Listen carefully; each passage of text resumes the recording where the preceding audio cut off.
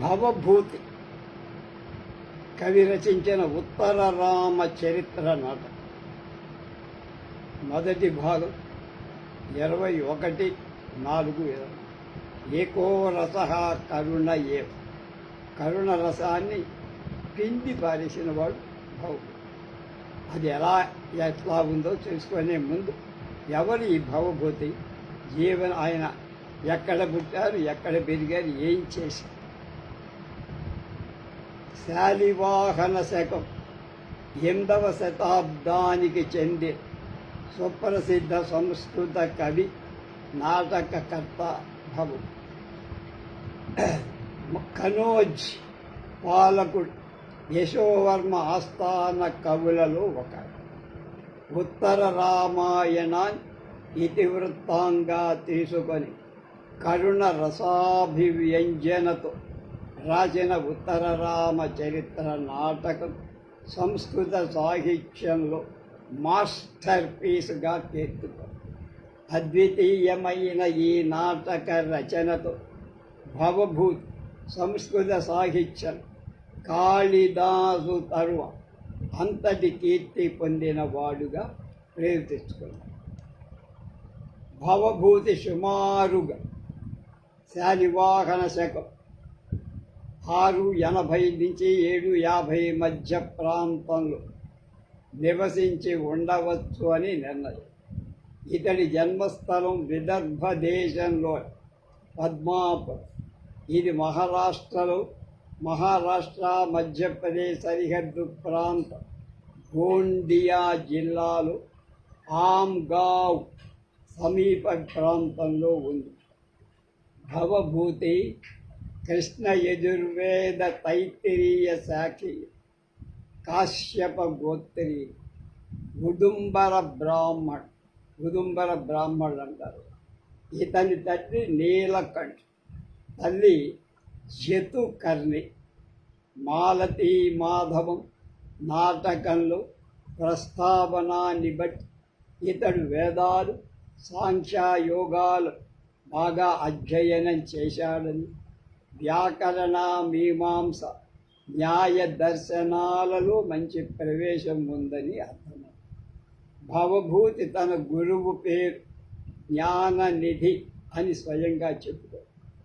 ఉన్నత విద్యాభ్యాసం కోసం తన అదృష్టాన్ని వెతుక్కోవటం కోసం స్వస్థలాన్ని వదిలి ఉజ్జయిని మధ్యప్రదేశ్ వచ్చి యమునా నది ఒడ్డున గల కల్పి కాలప్రియ క్షేత్రం అనే ప్రాంతంలో భవభూతి తన చారిత్రాత్మక నాటకాలు వ్రాయటానికి ప్రేరణ పొందాడు అంటారు.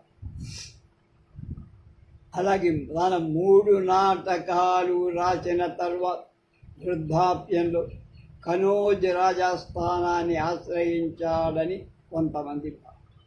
భవభూతి కనోజ్ రాజ్యపాలుడే యశోవర్మ ఆస్థాన కవుల్లో ఒకడు. అలాగే మరొక ఆస్థాన కవి వాక్పతికి సమకాలిక కాంటెంపరీ. వాక్పతి ఇద్దరు భవభూతి యశోవర్మ ఆస్థాన కవులను క్రీస్తు శకం 12వ శతాబ్దికి చెందిన కాశ్మీర కవి కల్హనుడు తన సుప్రసిద్ధ చారిత్రక గ్రంథం రాజతరంగిణిలో చెప్పారు. భవభూతి 3 సంస్కృత నాటకాలు మాత్రమే రాశారు. మహావీర చరిత్ర, మాలతీ మాధవం, ఉత్తర రామచరిత్ర. మహావీర చరిత్ర కావ్య నిర్మాణ పరంగా మహావీర చరిత్ర బలహీనంగా ఉండటంతో దీన్ని భవభూతి మొదటి నాటకంగా ఎమెచ్యూర్ అంటనే. పూర్వరామాయణ కథను ఇతివృత్తంగా తీసుకొని మహావీరుడవుడు రాముడే. రాముణ్ణి ఒక మహావీరుడుగా చిత్రీకరిస్తూ భవభూతి ఈ సంస్కృత నాటకం రాశారు. అయితే ఈ నాటకం ప్రౌఢమైన శైలిలో ఉండటం చేత ప్రజ ఆదరణ పొందలేకపోయింది. మాలతీ మొదటి కృతికి జనాదరణ లేకపోవడంతో నిరాశకు లోనైన భవభూతి ఒక కల్పిత కథ ఇతివృత్తంగా తీసుకొని మాలతీ మాధవం అనే సంస్కృత నాటకం రాశారు. ఈ నాటకంలో పద్మావతి పురమంత్రి కూతురు అయిన మాలతి మాధవుడనే వ్యక్తిని ప్రేమించడం, వాళ్ళు కలుసుకునే సందర్భంలో అనూహ్యంగా ఒక పులి ఎదురవ్వడం, దాన్ని సంహరించిన మకరందుడు మాధవుడి మిత్రుడు మాలతి సఖి అయిన మదయంతికను ప్రేమించడం, ఒక కాపాలికుడు మాలతిని అపహరించడం, మాధవుడు వాణ్ణి చంపి మాలతిని రక్షించడం, ఇలా అనేక అద్భుత సంఘటనలతో నాటకం సాగింది. ఈ నాటకంలో మాలతి మాధవులు, మదయంతిక, మకరందులు రెండు ప్రేమ కథలు సమాంతరంగా ప్యారలల్గా నడుస్తాయి. అనేక అద్భుత సంఘటనల తరువాత రెండు జంటలు ఏకం కావటంతో నాటకం పరిపూర్తి. అయితే ఈ నాటకం కొంతవరకు మొదటి దానికంటే ఇది నయం. ఉత్తర రామచరిత్ర తన రెండవ కృతికి వచ్చిన ఆదరణ, భవభూతి నిండైన ఆత్మవిశ్వాసం ఉత్తర రామచరిత్ర నాటకం రాసి ఉత్తర రామాయణ కథను ఇతివృత్తాంగంగా తీసుకొని దానికి తనదైన రీతిలో మార్పులు చేర్పులు చేసి కరుణ రసాత్మక ఉత్తర రామచరిత్ర సంస్కృత నాటక సృష్టించి సీతామరణంతో దుఃఖాంతమైన వాల్మీకి రామాయణ కథను భవభూతి తన నాటక సీతారాములను కలపడం ద్వారా సుఖాంతం చేస్తారు.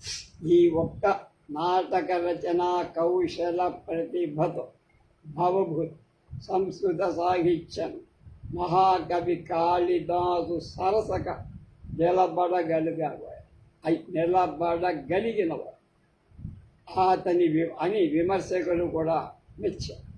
ఈ సంస్కృత నాటకం భారతీయ భాషల్లోనే కాదు, ఇంగ్లీష్, జర్మన్, ఫ్రెంచ్ మొదలైన యూరోపియన్ భాషల్లో కూడా అనువాదం చేయండి. భవభూతి నాటకాలలో ముఖ్యంగా మహావీర చరిత్ర, మాలతీ మాధవాలలో కౌటిల్యుడు అర్థశాస్త్ర భావజాలం, పదప్రయోగాలు కనిపిస్తాయని సంస్కృత పండితులు వెతికి చెప్పారు.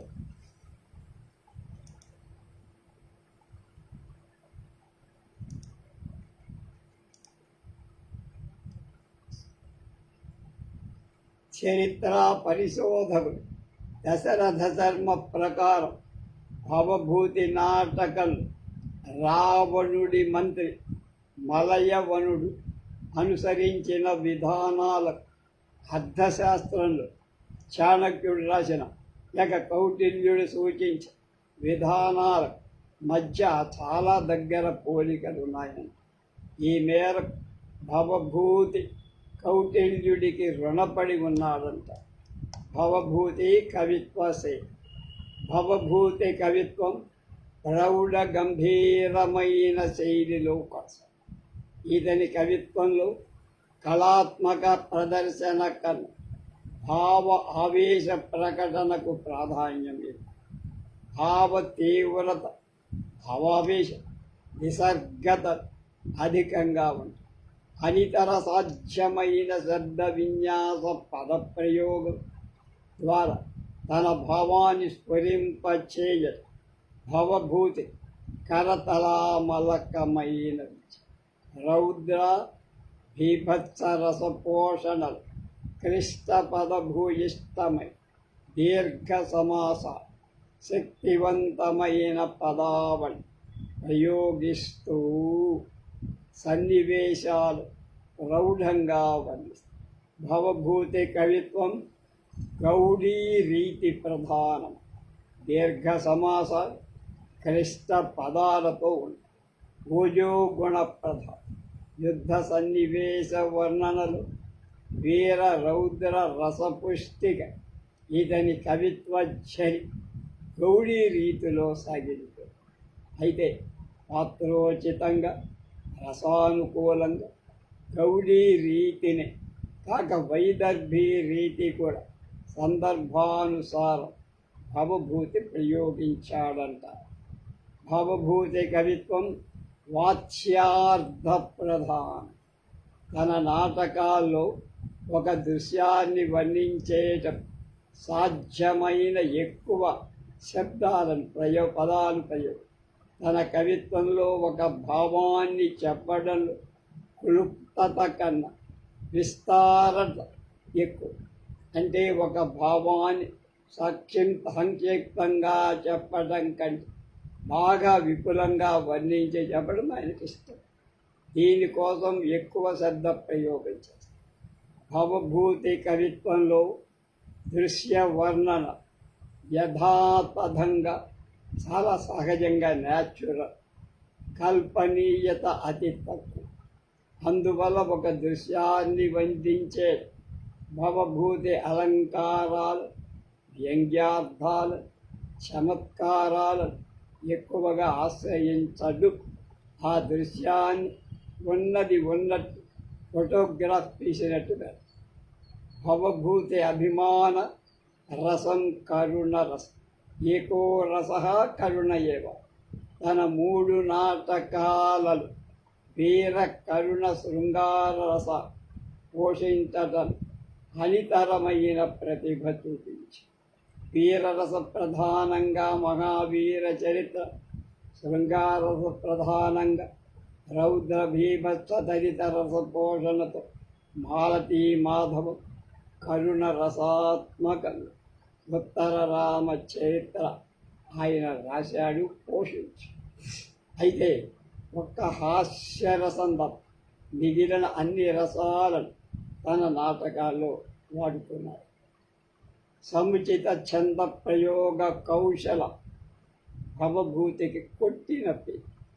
భవభూతి తను చెప్పదలుచుకొని విషయానికి అనుగుణంగా, అందులోని భావానికి అనుకూలంగా వివిధ ఛందస్సులను ఎంచుకోండి. ఉదాహరణకు లలిత భావ వ్యక్తీకరణకు అనుష్ఠుప్ ఛందస్సు, శృంగార చిత్రణలలో మాలిని, ఇంద్రవ్రజ, ఉపేంద్రవ్రజ ఛందస్సు, రౌద్ర భీభత్స అభివ్యక్తీకరణ, శార్దూల విక్రీడిత శ్రద్ధర ఛందస్సులను ఉపయోగం. అలాగే భవభూతి శిఖరిణీ వృత్తం ఉండే చాలా అభిమానం. తన కవిత్వంలో కరుణారస అభివ్యక్తి శిఖరిణీ వృత్తాన్ని శిఖరాయమానంగా ఉపయోగించి భవభూతి చిత్రణ ఒక దృశ్యాన్ని లేదా భావాన్ని చిత్రీకరించటంలో భవభూతి అద్వితీయమైన నేర్పు కనపడుతుంది. అయితే భవభూతికి ముందు తరం కవులంతా ఏదైనా ఒక దృశ్యాన్ని లేదా భావాన్ని ఒక సంప్రదాయ దృక్కోణం నుంచే చూసి ఆస్వాది, ఆ పార్శ్వం నుండి చూసిన వాడు దాన్నే చాలా రమ్యంగా వర్ణించగలిగాడు. అవతలి పార్శ్వాన్ని చూసిన ఒకవేళ వర్ణించ భవభూతిలా అంత సుందరంగా ఇంకెవరు వర్ణించలేకపోయారు. దృశ్య చిత్రణ ఒక దృశ్యాన్ని వర్ణించే భవభూతి దాన్ని సహజంగా ఉన్నది ఉన్నట్లు వర్ణిస్తుంది. అందుకు తగ్గ అలంకార వ్యంగ్యార్థ అతి తక్కువగా ప్రయోగం. అందువల్ల భవభూతి దృశ్య వర్ణన పాఠకుల మనస్సుపై చిత్రాలలో నిలిచిపోతాయి, బొమ్మలు గీసేది. ఉదాహరణ ప్రకృతి దృశ్య చిత్రణలు, ప్రకృతి కోమల రూప మనోహరంగా చిత్రించడం సరిపెట్టకుండా ప్రకృతి యొక్క ప్రచండ భీకర రూపాన్ని కూడా చిత్రించడంలో భవభూతి అమోఘమైన నైపుణ్యం ప్రదర్శించింది. ప్రకృతి చిత్రం సంస్కృత సాహిత్య కవులు ప్రకృతిని వర్ణించేయడం ఆది నుండి ప్రకృతి యొక్క శోభాయమై కోమల సుందర రూపాన్నే తీసుకొని దృశ్య చిత్రణ చేస్తూ వచ్చి వారి దృష్టి ప్రకృతి యొక్క భయావహమైన కోణం వైపు ఎప్పుడు వెళ్ళ హడపాదలు కొందరు కవు ప్రకృతి యొక్క భయంకర రూపాన్ని వర్ణించిన భవభూతి అంత సహజంగా ఎవరు వర్ణించారు. అంతను వర్ణించిన ప్రకృతి దృశ్యాలు ఉన్నది ఉన్నట్లు పాఠకుల మనోఫలకాల బొమ్మల ముద్రితాలైపు ఒక ఫోటో చూశారు, ఒక చిత్రాన్ని చూసిన అనుభూతి దండకారుణ్య వదన శ్మశాన వర్ణన భయావహమైన ప్రకృతి యొక్క ప్రచండ భీకర రూపం భవభూతి పఠితుల ఒళ్ళు జలధరించేట్టుగా వర్ణిస్తుంది. భావచిత్రం దృశ్య చిత్రణ కన్నా ఒక కొత్త భావాన్ని పాఠకుల మనస్సులకు హత్తుకొని చిత్రించడం ఆరితేరిన సుకవికి మాత్రమే. అందులో తన ముందరి కవులు చూపిన వరవడిలో కొట్టుకుపోకుండా వాళ్లకు భిన్నంగా ఒక కొత్త భావాన్ని సందేశాన్ని ప్రాధాన్యమిస్తూ దాన్ని అత్యంత నైపుణ్యంగా చిత్రించడం భవభూతి మార్గం భవ్యమైంది. ఉదాహరణకు ప్రణయ చిత్రణలో భవభూతి చూపిన మార్గం అతని పూర్వ కవుల మార్గానికి భిన్నం, ఆదర్శనీయం. ప్రణయ చిత్రం సంస్కృత సాహిత్యంలో ప్రాచీన కవులు సాధారణంగా ప్రణయ భావాన్ని వర్ణించేటం అవధులులే కామాతురమైన ప్రేమ ఆలంబనగా చేసుకొని తమ కావ్యాలను ప్రణయ వర్ణన చేస్తూ వచ్చి కేవలం బాహ్య సౌందర్యానికి ప్రాధాన్యమిచ్చే వీళ్ళు ప్రణయ చిత్రణలు స్త్రీ బాహ్య సౌందర్యానికి అందులో ఉండే అంగాంగ సౌష్ఠవ వర్ణన ఒక రకమైన విశృంఖలమై బాహ్య స్వేచ్ఛా ప్రణయ భావానికి మార్గం వేసి ప్రణయంలో విరహ వేదన స్త్రీలలో మాత్రమే చూడగలిగిన వీరి పురుషులలో విరహ వేదన గుర్తించే అవసరమే కలగల. అది తన పూర్వ కవులు ఏర్పరచిన ఇటువంటి సంప్రదాయ మార్గంలో వెళ్లకుండా భవభూతి తన కవిత్వం ప్రణయ భావ చిత్రణ స్వచ్ఛమై పవిత్రమై ప్రణయాన్ని ఆలంబనంగా చేస్తుంది.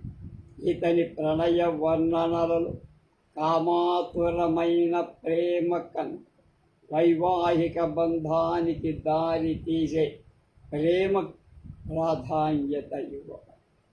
బాహ్య సౌందర్యం కంటే అంతఃసౌందర్యానికి ముగ్గు చూపారు.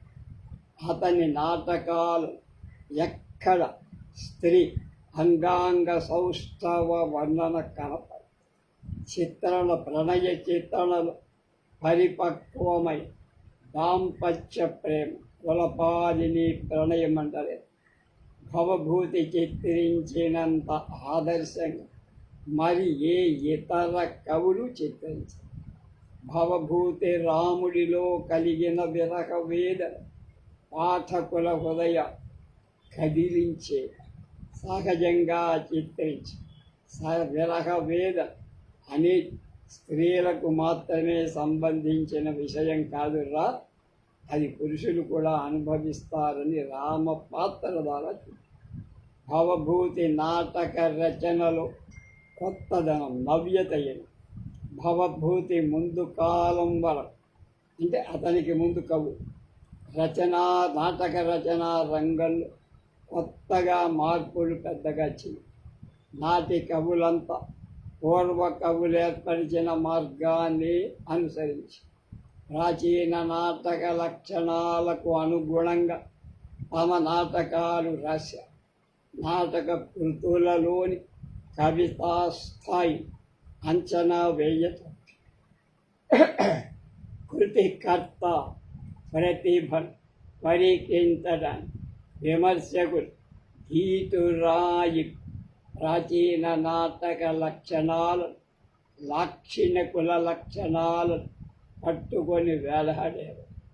భవభూతి కాలం నాటి ఈ ధోరణి మరింతగా బిగుసుకుపోయి ఇటువంటి సాహితీ నేపథ్యంలో భవభూతి తన నాటక రచనలు తన పూర్వ కవుల మార్గం అనుసరించకుండా కొత్త మార్గాలు అవలం తన నాటకాలలో మూల కథకు మార్పులు చేరుస్తూ కొత్త సన్నివేశాలు సృష్టిస్తూ వచ్చి ఆలంకారికులు చూడకూడదు అన్న లక్షణాలు ఎన్నింటినో తన నాటకంలో చూపించి, అయితే కావ్య విమర్శకులు ఇతని కృతులలోని కావ్య సౌందర్యం కన్నా కావ్య లక్షణాలు మేరటాన్ని ఎక్కువగా, కావ్య లక్షణాలను దాటాడని విమర్శ ఎక్కువగా.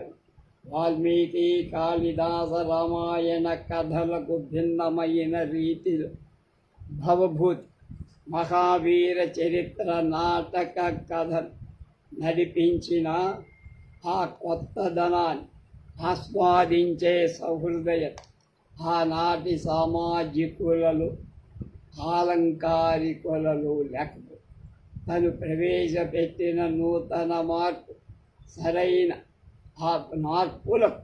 సరైన ఆదరణ పొందకపోవటం తన తరువాతి నాటక మాలతీ మాధవం యొక్క ప్రస్తావనలో ఏ నామ కేచీదిహ నహ ప్రభాయతత్నావరంగా జనానింతాని తే విమతి పాంతప్రతి నైషభ్రాచ ఉత్పవత్పూరయతే తు మమ కోషి సమానధర్మ కాలో హయయం నిరవిధిన విదుషత చ పురుషు పృథ్వీ అన్న Malati Madhava. Those who desire or ignore my work, let them know my efforts are not for them. There will come along someone who shares my spirit.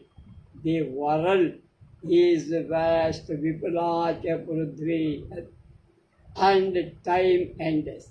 నా కృతులను అవహేళన చేసేవా, విస్మరించేవా ఎవరైనా కావాలి, వాళ్లకు తెలియచెయ్యండి. నేను చెప్పాను, నా ప్రయత్నం వాళ్ళ కోసం కాదు. కాలం అంతులేంది, ప్రపంచం విశాలమైంది. ఏదో ఒకరోజు నా భావాలతో ఏకీభవించే వ్యక్తి ఎక్కడో ఒక చోట పుట్టే ఉంటాడు, దాన్ని వ్యాప్తి చేస్తాడు. ఈ శ్లోకం ద్వారా భవభూతి ఏదో ఒకనాటి ఎక్కడో ఒక చోటైనా తన ప్రతిభకు గుర్తింపు ఆదరణ లభిస్తాయని ఆశ వ్యక్తం. ఈ శ్లోకంలో భవభూతి అహంభావం కనిపిస్తున్న కవిత్వంలో కొత్తదనాన్ని ప్రయోగించే వాళ్ళ భవభూతి నిండైన ఆత్మవిశ్వాసం కనిపిస్తుంది. కవిత్వంలో ఈ శ్లోకం తరువాత తరం కవులనందరినో ఈ శ్లోకం స్ఫూర్తిని. భవభూతి ఏర్పరచిన మార్గం అనేక మంది కవులు నడిచి, అనంతర కవులు అనేక మంది భవభూతిలాగా తాముకు మూల రామాయణం వినూత్న మార్పులు ప్రవేశపెట్టి కొత్త ఘట్టాలను పరికల్పిస్తూ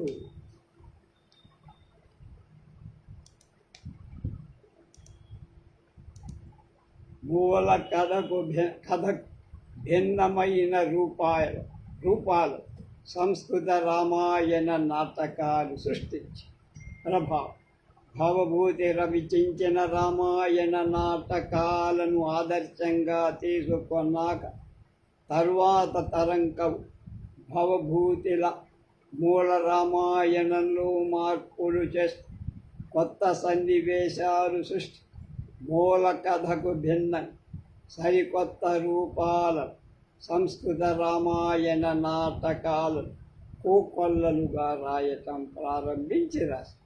వారిలో శక్తిభద్రుడు, ఆశ్చర్య చూడామణి, మురారి, అనర్ఘ రాఘవం, మాయురాజు, ఉదాత్త రాఘవం, రాజశేఖరుడు, బాలరామాయణం, దింగ్నాగుడు, కుందమాల, పిల్ల మురారిగా ప్రసిద్ధుడైన జయదేవుడు, ప్రసన్న రాఘవం మొదలైన వాడు.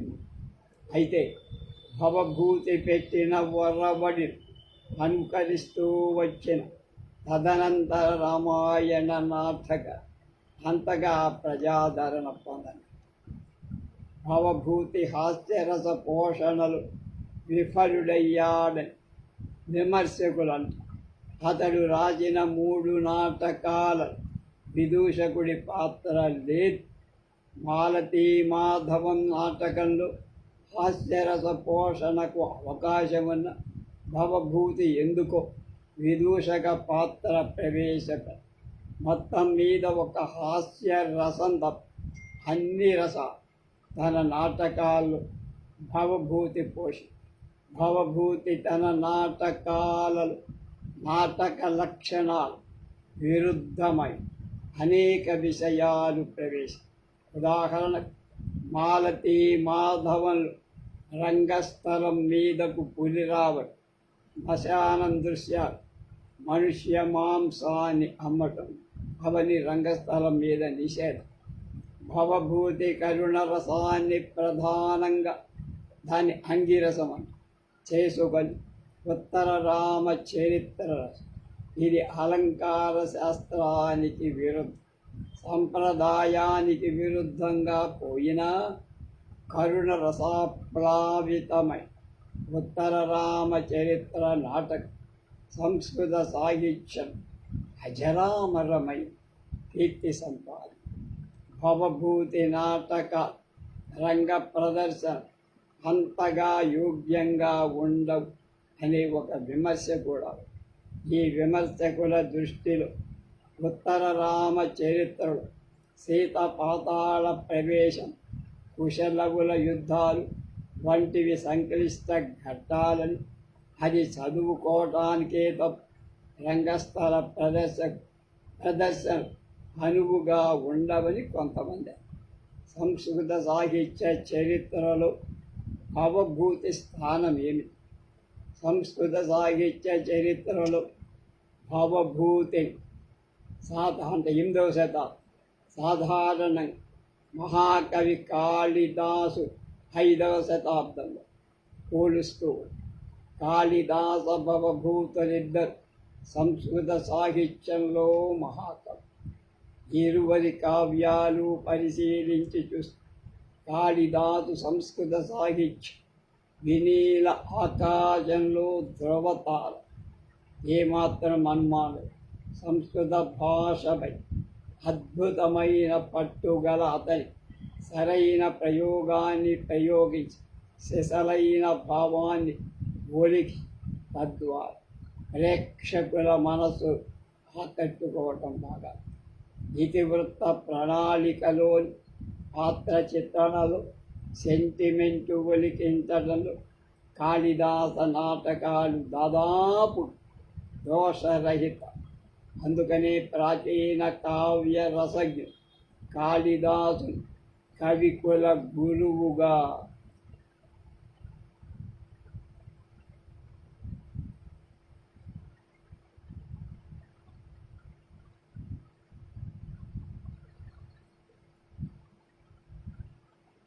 ఏకగ్రీవంగా అంగీకరి పోతే భవభూతి కూడా తనదైన మార్గంలో దిగ్గజ కవి.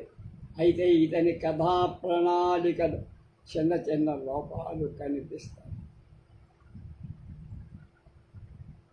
కావ్యంలో సుదీర్ఘ ఉపన్యాసం, వర్ణనలో కొద్దిపాటి కృత్రిమత్వం, సంస్కృత భాషపై సాధికారత గల భవభు విభిన్న సెంటిమెంట్లు పండించటంలో సిద్ధాహస్తం. అలాగే పాత్ర చిత్రీకరణలు, వైవిధ్యత, మనోవిశ్లేషణలు, నిశిత పరిజ్ఞానం, అతడికి కొట్టిన భావోద్వేగ ప్రదర్శనలు, భవభూతి చూపిన కౌశలం అనన్య సామాన్యం. కరుణరస అభివ్యక్తీకరణలో అతనే దీనికి తోడు అతని నాటకాలలో అభివర్ణితమైన రాజకీయ, సాంఘిక, కుటుంబ జీవిత ఉన్నత ఆదర్శ అతని సంస్కృత సాహితీ లోకంలో అమరమైన కీర్తిని చేకూర్చాడు. ఒక ఆధునిక సాహిత్య విమర్శకుడు అన్నట్టు కాళిదాసు భవభూతుల సరసన నిలబడగల మూడవ కవి సంస్కృత సాహిత్య జగత్తులో లేనేదే.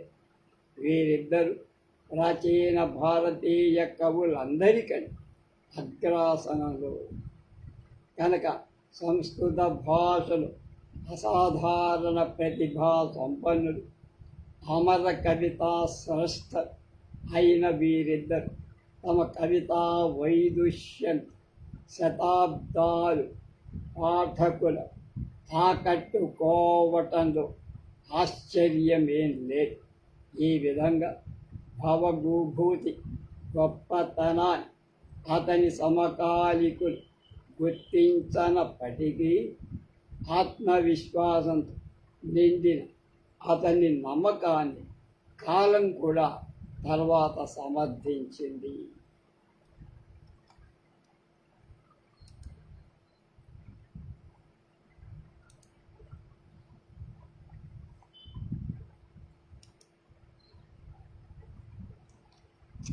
ఈ ఉత్తర రామ చరిత్ర అనే భవభూతి నాటకానికి హెచ్ వెంకట్రావు పంతులుగా చక్కని అర్ధ తాత్పర్యాలు రాశారు. అదే మనకి ఆధారం. దాన్ని ఆధారంగా చేసుకొని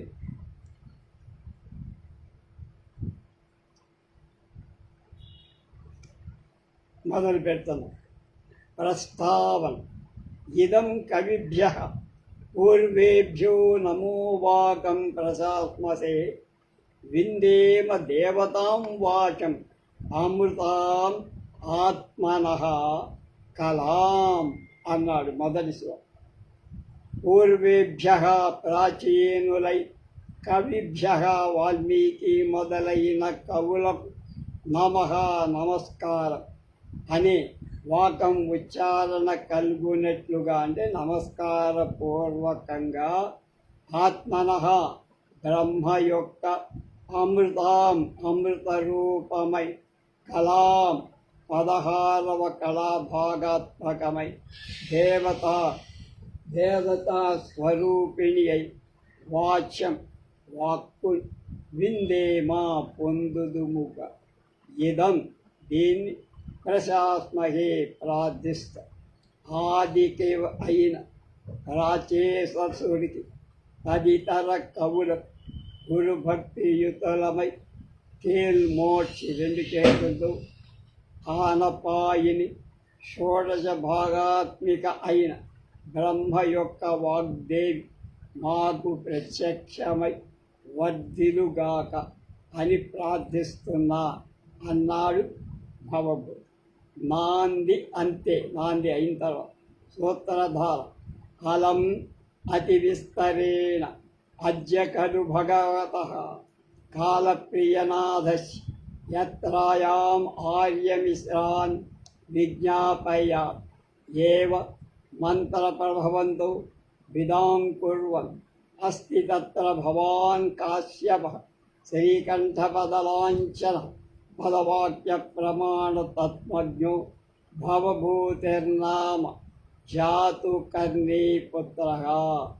నాంది మంగళక్రియ అంతే, అంటే అయిపోయాక అవసానంలో చివరు సూత్రధారుడు అంటున్నాడు. అతి విస్తరేణ చాలా విస్తరించటం చేత అలం చాలు అజ్జా ప్లస్ ఖలు ఇవాళే భగవత పూజ్యుడైన కాలప్రియనాథుడైన శివలింగం యొక్క యాత్రలో ఆర్యమిశ్రాన్ పూజ్యులైన మిమ్ములను గురించి విజ్ఞాపయామి మనవి చేస్తున్నా. అత్ర భవంతః తమరు ఏనం ఇలా విదాం కుర్వన్ అవధరింతురుగాక వినట్. తత్ర భవాన్ పూజ్యుడైన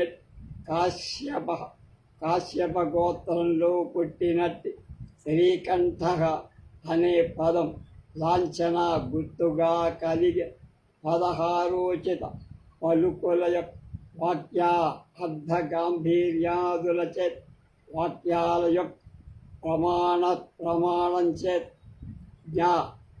అతత్వజ్ఞ గుర్తు ఎరిగిన భవభూతి అని ప్రసిద్ధి చెందిన చాతుకన్య గోత్రంలో జన్మించిన ఒక బ్రాహ్మణికి పుత్రుడు కుమారుడు అస్తి ఉన్నారు. చాతుకర్ణి అనే స్త్రీకి పుట్టినవాడు. యం బ్రహ్మాణ బిజం దేవి వాగ్వశ్యైవానువర్తతే ఉత్తరం రామచరితం తత్ప్రణీతం ప్రయుజ్యతే.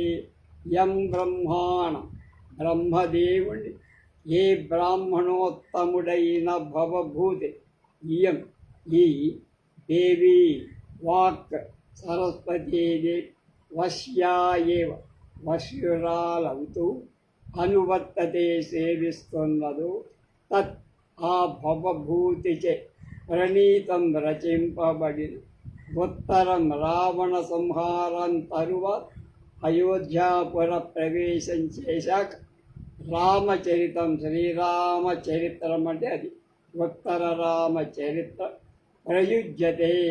ఇక్కడ నాటకం ఆడబడుతోంది, లేక అభినయింపబో.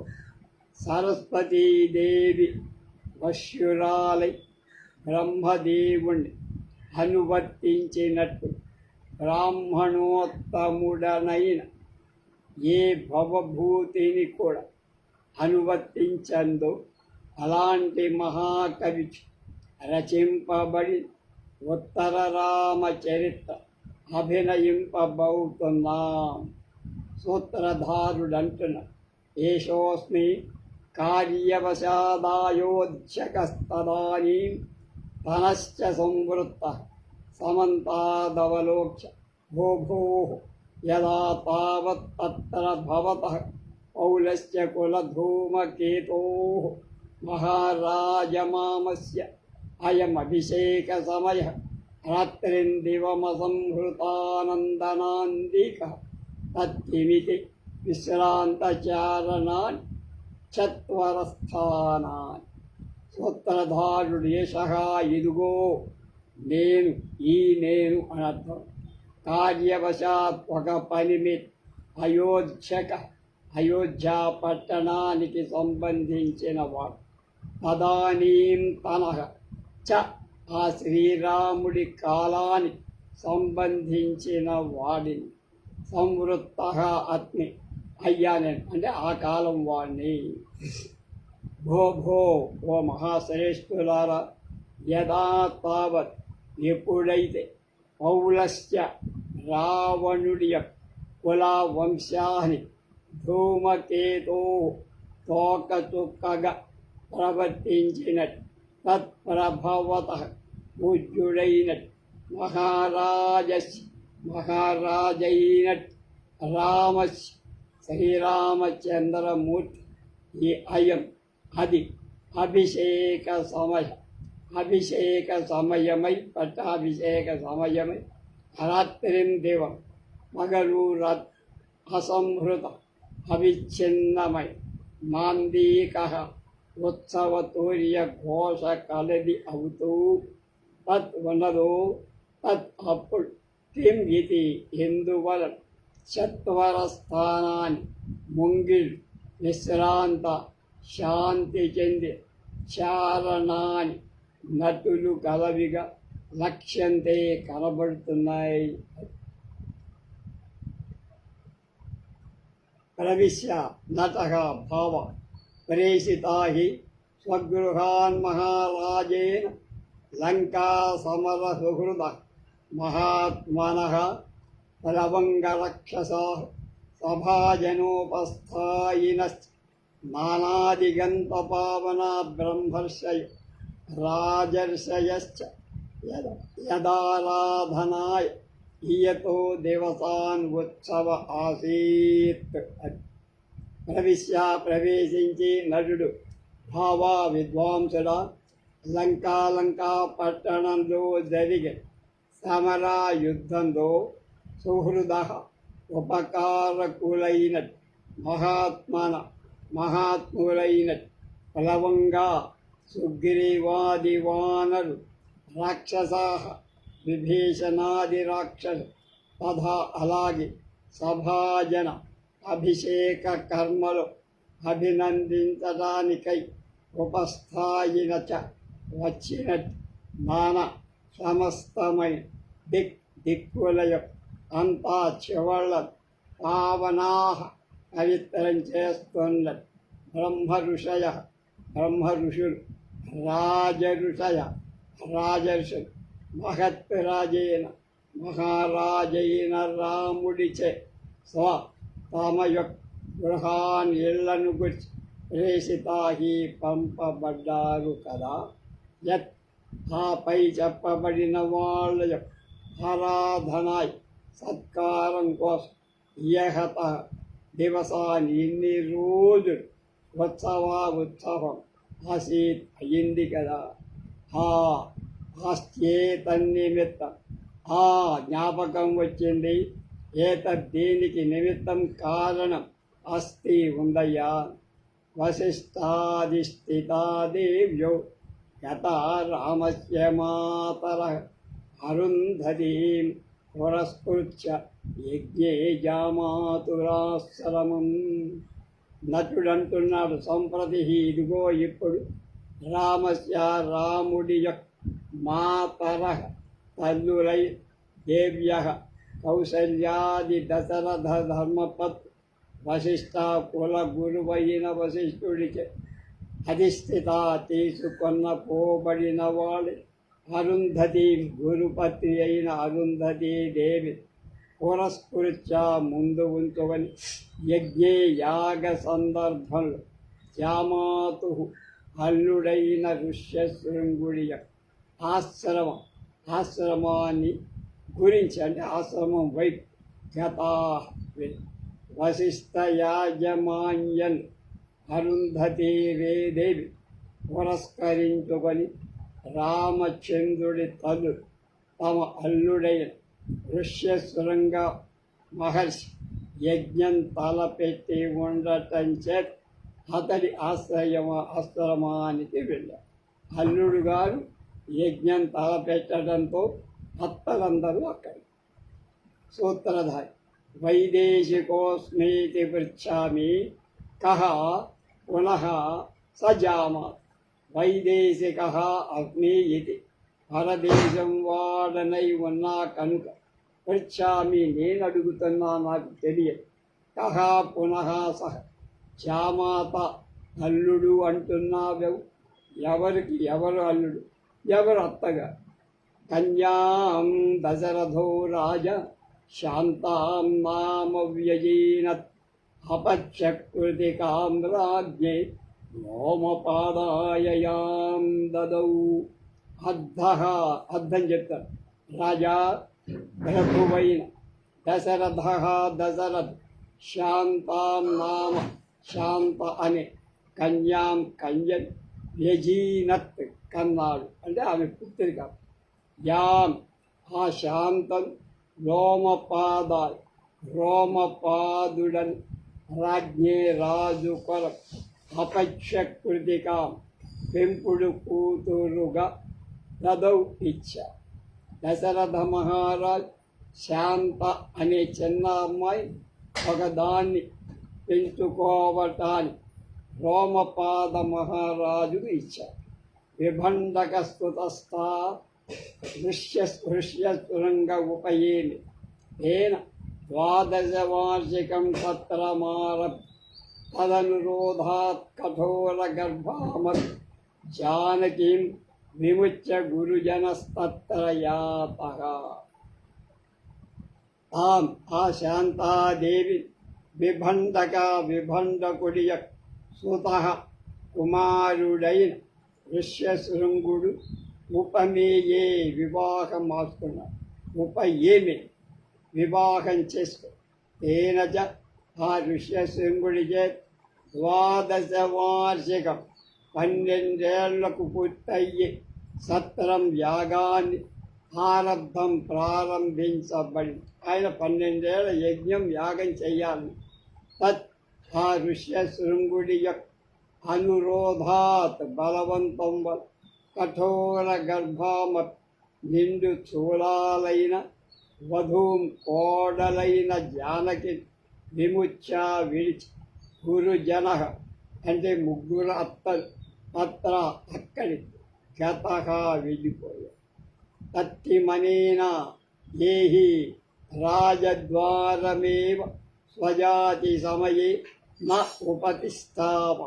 సూత్రధారుడు అంటున్నాడు, అనేనా దీని చేత ఈ ఉత్సవం ఆగిపోవటానికి కారణం ఏం ప్రయోజనం? స్వాస్వీయమై జాతీయ సమయేన ఆచారం చేత మనచారణ జాతి ధర్మం చేత రాజద్వారం ఏవ రాజద్వారాన్ని ఉపతిష్టావ సేవిద్దాం. తత్కాల ఏహి రము తేన హి నిరూపయతు రాజ్ఞ సుపరిశుద్ధ ఉపస్థాన స్తోత్ర పద్ధతిం భావ. వాడంటున్నాడు నటుడు, తేనహి అలా అయితే భావ పూజ్యుడవైన రాజ్ఞ రాజుగారి యొక్క సుపరిశుద్ధాం మిక్కిలి పరిశుభ్రమై ఉపస్థాన సేవ యొక్క స్తోత్ర స్తుతి యొక్క పద్ధతి విధాన నిరూపించవయ్యా.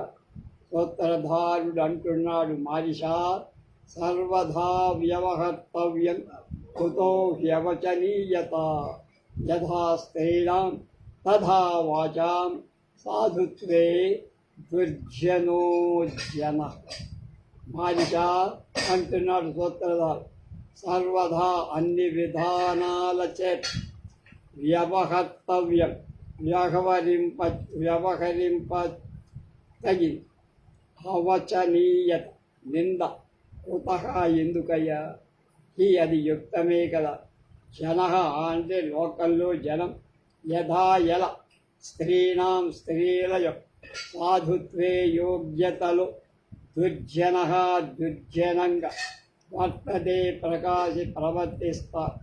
తథా అలాగే వాచాం వాక్కులయ సాధుత్వే మంచిలో దుర్జనమై మాట్లాడు. మాదిషా ఇక్కడ మన ముఖ్య కర్తవ్యం ఏమిటి? రాజవంశాన్ని స్తోత్రం చేయాలి. కానీ అందులోని దోషాలు చెప్పడం కాదు, మనకు ఆ దమ్ము లేదు, పవర్ లేదు. అందులోని దోషాలు మనకెందుకురా?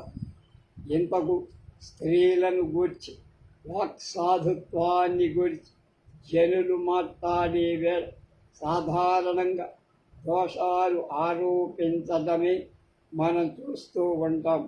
గుణాలు ఎన్నం కదా. అతి దుర్జన ఇది కర్తవ్యం. నటుడన్నారు, దేవ్యామపి వైదేహ్యం శాపవాదో యతో జన రక్షో గృహస్థితిర్మూల అగ్నిశుద్ధౌ స్వనిశ్చయ. అతి మిక్కిలి దుర్జన చెడ్డది ఇది అని వక్తవ్యం చెప్ప. జత ఎందుకంటే జనం దేవ్యాం దేవి అయి వైదేహ్యాం విదేహ రాజపుత్రి అయిన సీత మీద కూడా ఆ అపవాదు ఉంది కదా. మూలం దీని ప్రధాన కారణం రాక్షస గృహంలో స్థిత ఉనికియే. అగ్నిహోత్రంలో శుద్ధవుతూ శుద్ధి అందైతే అనిశ్చయ నిశ్చయంలో పూసుతలు జనం నిండ పోపుతుండగా అంటే సీతమే తక్కిన వారి విషయం ఏమిటి? ఇందులో ఆశ్చర్యమేముంది? ఇంతకు జనుడు ఆ సీతాదేవి రాక్షస గృహవాసంలో అపవిత్రమైందని తప్పులు ఎన్నటాన్ని సంకల్పించుకున్నవాళ్ళు కానీ ఆ తల్లి అగ్నిశుద్ధ అయిన సంగతిని గురించి ఒక్కడు కూడా పొగడుతూ మెచ్చుకుంటూ చెప్పిన వాడెక్కడా కనపడలేదు లోకం. యది పునరియం కిం వదంతి మహారాజం స్పృశేత్ తతః కష్టం స్యాత్ అన్నాడు సూత్రధ. పునః అది కాక ఇయం ఈ కిం వదంతి లోకాపవాద మహారాజై రాముణ్ణి స్పృశేత్ యది తాకినట్లు చెవి సోకెను. తతః ఆ పక్షంలో మళ్ళీ ఇలాంటివి ఆయన చెవికి పడితే కష్టం, చాలా ఇబ్బంది అవుతుందిరా.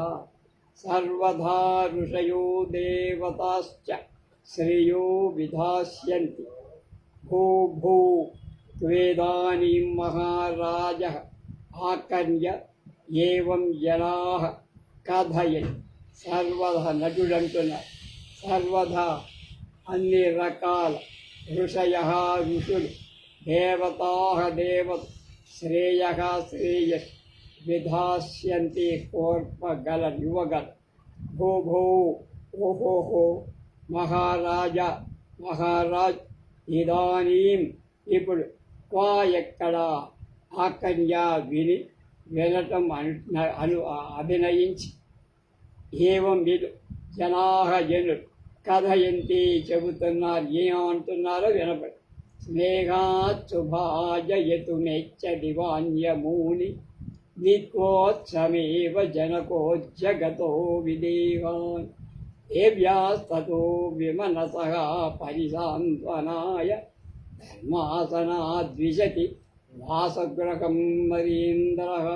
స్నేహాత్ ప్రేమ వల్ల సభాజయితు మందన చెయ్యట ఏత్యావచ్చి అమూని ఇన్ని దినాని ఉత్సవేన ఆనందం నేత్వా గడి అజ్జాయువ జనక జానకి తండ్రి అయిన జనక మహారాజ్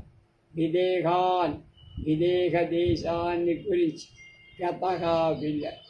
నరేంద్రమ అంటే జనాధిపుడైన రాము తతః ఆ కారణం వల్ల విమనసః చిత్త వైకల్యంచెంది. దేవ్యా సీతాదేవియ పరిసాంత్వనాయ వదార్చడం కోసం ధర్మ ఆసనాత్ రాజపీఠను వాస నివసించే గృహం ఇంటిని గూర్చి విశతి వెళ్తున్నారు, అంటే ఇంటికి వెళ్తున్నారు. జనక మహారాజ్ తన కుమార్తె మీద మక్కువ చేత ఇన్ని రోజు అయోధ్య పట్టణంలోనే బహు వినోదాలతో కాలక్షేపాలు చేసి ఇవాళ విదేహ దేశానికి బయలుదేరాడు మిథిల. తండ్రి గారు తనను విడిచి స్వదేశానికి వెళ్ళటం వల్ల చిత్త వైకల్యాన్ని పొందుతున్న సీతాదేవి ఓదార్చటానికై శ్రీరామచంద్రుడు సింహాసనం విడిచి ఇంటికి నివాస గృహానికి వెళ్ళారు. ఇదంతా ప్రస్తావన అంటారు. మిగతాది రేపు ప్రథమ అంకం మొదలు పెడదాం. మిగతా విషయాలు రేపు తెలుసుకో.